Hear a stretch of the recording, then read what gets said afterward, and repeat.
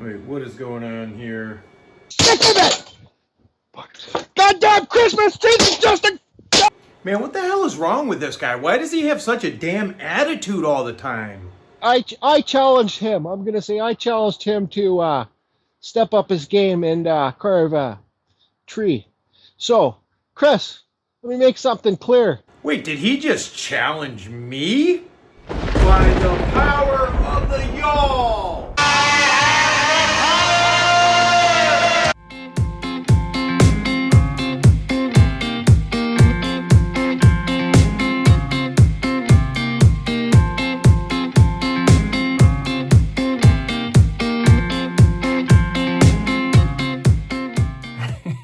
Hey, so in all seriousness, me and Jordy are pretty good buddies, and we were talking, and he said he wanted to challenge me to do a little bit better, challenge me to put a little more detail into a tree and really open my mind and think about some stuff, because I stick to just standard styles of trees and things like that.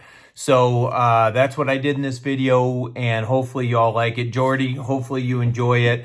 When I first started carving, Jordy's channel, Carving Fusion, was one of the first ones that I found, and his channel is really one of the main ones that I've stuck to, I've stayed subscribed to, and I've watched almost every single one of his videos, a lot of them 2 or 3 times. And it's really cool to be kind of in a competition with him. Again, it's friendly competition, no big deal, but so yeah, so hopefully I make you proud, Jordy, and here we go, everyone. All right, so this is the log that I'm going to use here. It's a little over 3 feet tall, and it's about 13 inches wide. If the sound is bad on this, I'll do a voiceover. But anyway, the reason I chose this log is because it was a standing tree that I removed for somebody. The tree was dead. You can see it's got a whole bunch of worm tracks and stuff under the bark, and I'm pretty sure that's what killed the tree. So I am going to have to carve kind of deep, get all the rot and stuff off of it.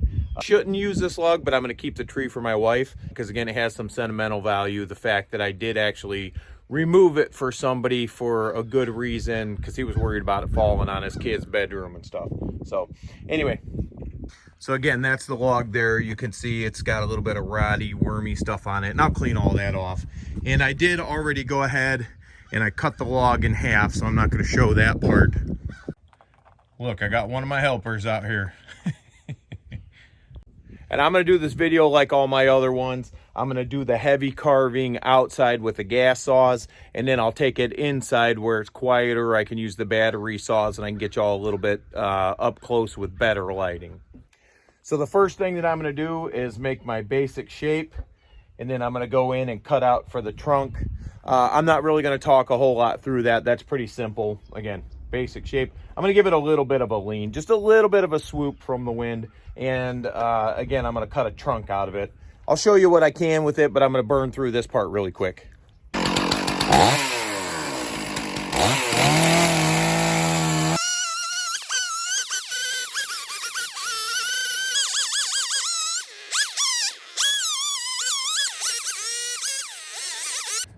there we go. See how it's got a little swoop at the top? I'll have to clean this trunk up, and you see I got to clean this up here. But what I'm going to do now is I'm going to take this inside again, so I have better lighting and I can use the battery saws, and so we can talk a little bit more. But actually, I'm going to set it to the side because I got a bunch of gnomes I got to mock up real quick. So I'll get back to this tree here in a couple hours. Okay, so I got everything set up inside. And see, I blocked those gnomes out. Then I blocked these 3 trees out. That's gonna be all fence board trees there. But anyway, so I got it all in here, and you can see there is some wormholes still, but we'll shape out of that. First thing I'm gonna do is start cutting in my lines. Wiggly fingers, Jordy, wiggly fingers.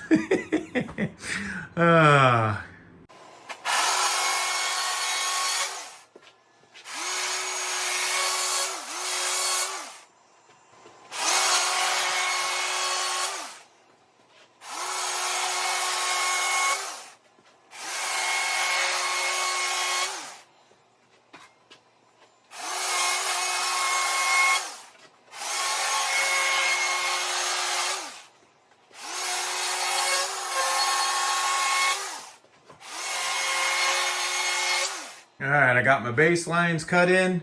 Now I'm gonna take that out of the jaw horse and put the holder in so I can lean it back, get up under the limbs. I'll show you that for anyone that hasn't seen that video. So that's the holder there, and what it does, it allows you to lean the tree backwards.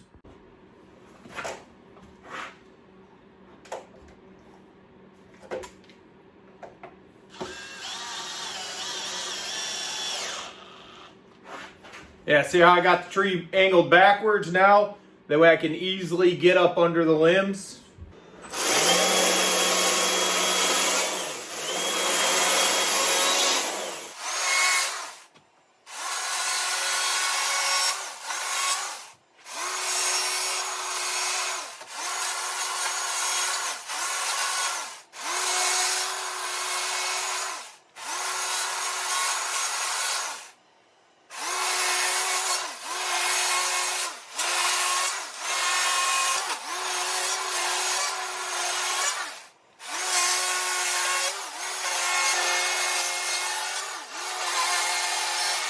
All right, so there's a little bit more roughed out.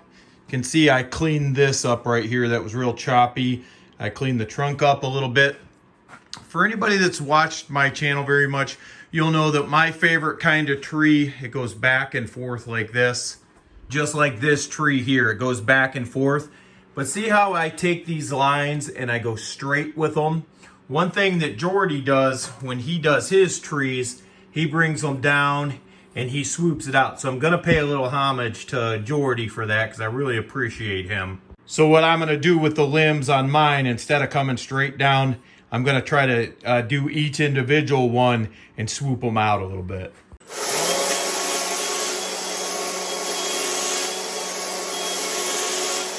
Hopefully you can see how I swooshed that.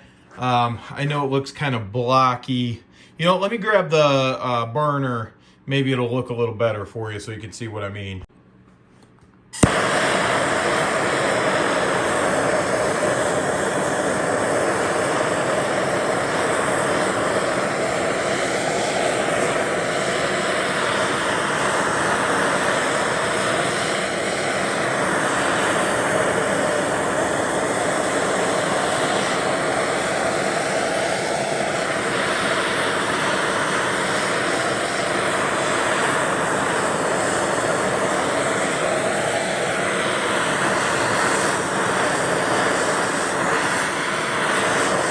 Yeah, hopefully you can see that pretty good how it swooshes. I'll have to sand that. I'm gonna go through and do that to all the limbs now.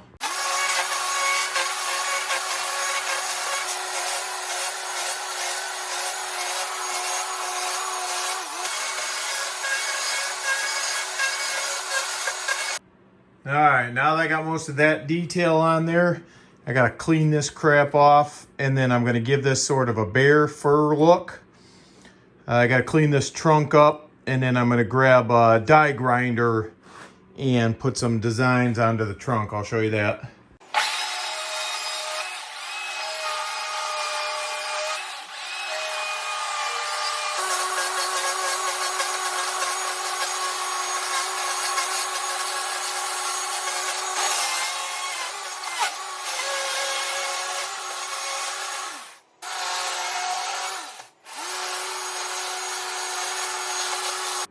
I got the base all cleaned up and detailed in, and then I cleaned the trunk up.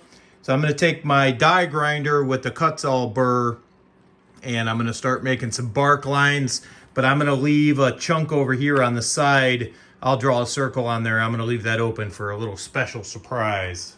Now this wood is pretty wet, so it'll probably fuzz up. You may not be able to see much once I start actually grinding.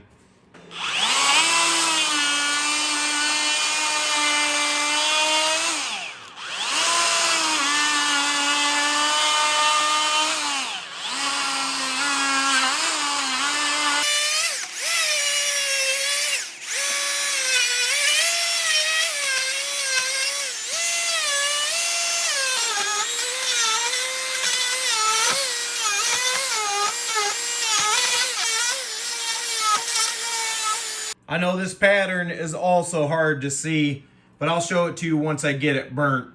Now I'm going to stand the tree up, and I'm going to chop in some lines here.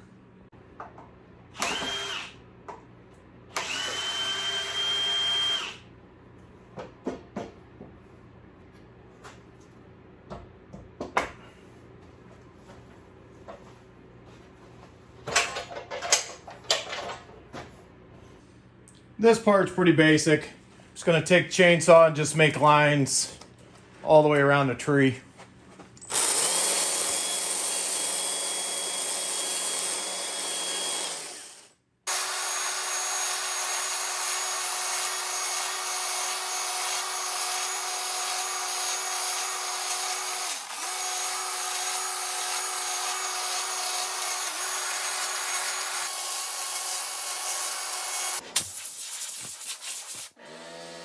And I like to cut those lines in there like that because it almost reminds me of tree roots growing out. Okay, that's what I've done for tonight. Tomorrow I'll take it outside, I'll burn it, sand it, and then start putting some of the finishing touches on there. As Jordy says, upgrades. All right, now we're gonna hit it with some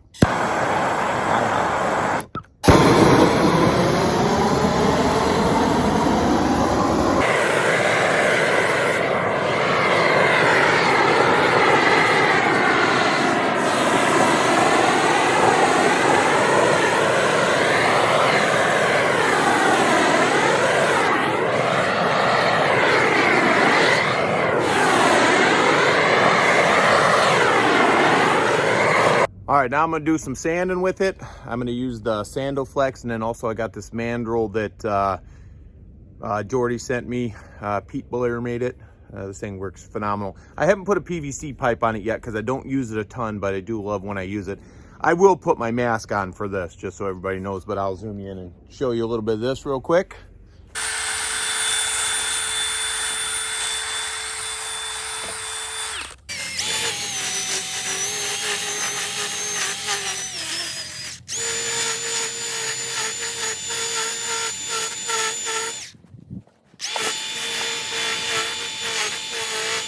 Cool thing about this longer mandrel is you can get up in tighter places without the drill hitting it like it does with the Sandoflex.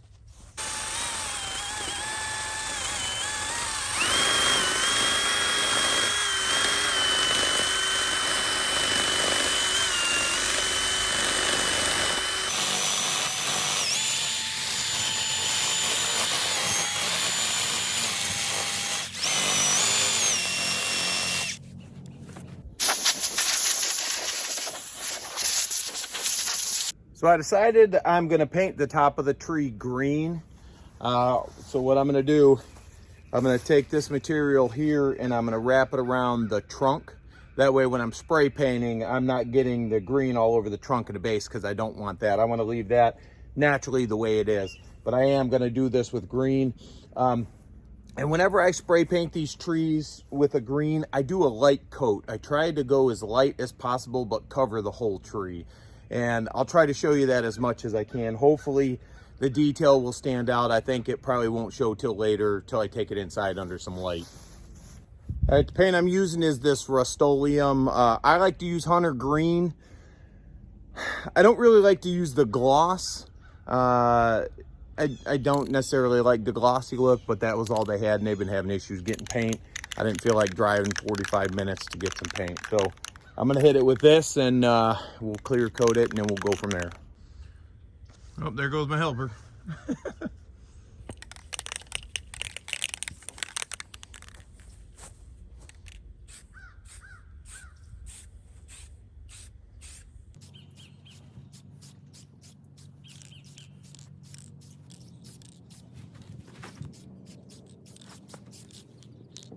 Also, a little something I've learned when you're painting these trees, stand them up, paint them, then lay them down, and you'll see all kinds of weird angles that you missed. See up under the limbs? You zoom in here. See all that I missed up under the limbs? That's why I always lay them down.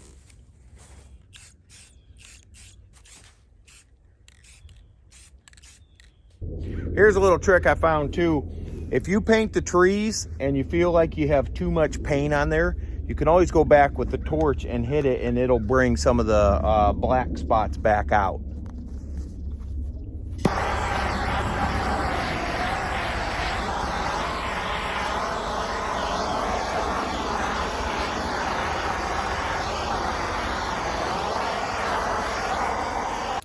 All right, now I'm gonna give it 2 shots of clear coat. I'm not totally done with the tree, but I'm gonna put this on there because I'm actually gonna go over here and start carving some other stuff. And I don't want it to get covered with dust and get the dust all over the paint and stick to the paint. So that's why I'm clear coating it now.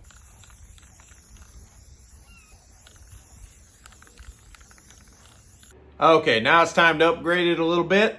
I broke out with my wood burner. Now I know this isn't the $100,000 digital one that Jordy has, but it is a Coldwood Super Pro wood burner, and this thing works pretty good. So I'm gonna do a little burning on the side here. Hopefully you can see that custom engraving I did there with the wood burner. Again, this is for my wife, so put a little heart with our initials on there. For the last part, I gathered these together and made this.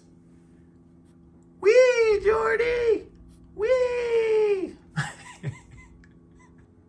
So that's the tree. I hope you all can see the detail. I'm not great at this part of it. I hope you all can see the detail. See how that kind of looks like roots on there. Again, this is where I turn it into the light there. Was where I carved the dealio. It's about as creative as I get for right now, buddy. Hopefully I did you good. Hopefully I made you proud. So yeah, hopefully you all enjoy it. Chris Garage. Goodbye.